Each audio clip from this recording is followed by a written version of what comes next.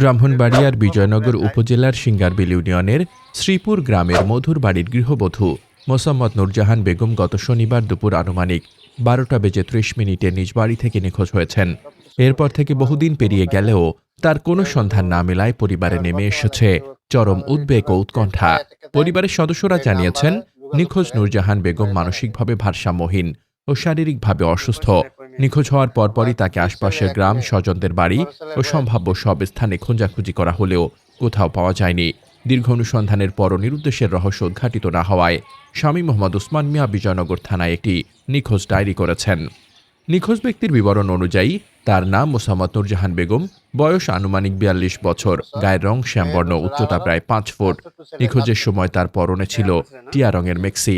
তিনি ব্রাহ্মণবাড়িয়ার বিজয়নগর উপজেলার শ্রীপুর গ্রামের মধুর বাড়ির বাসিন্দা। নূরজাহান বেগমের রয়েছে 2 ছেলে ও 1 মেয়ে।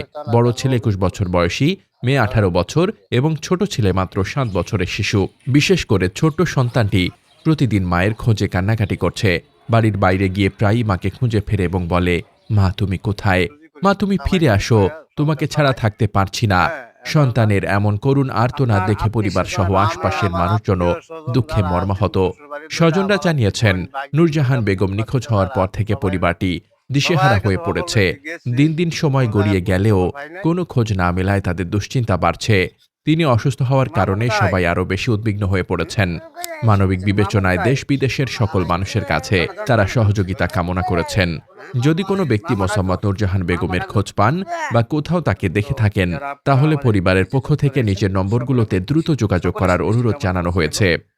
017891936665 এবং 013102424271। নিখোঁজ নূরজাহান বেগমকে দ্রুত খুঁজে পেতে সকলের আন্তরিক সহযোগিতা চেয়েছেন তার পরিবার।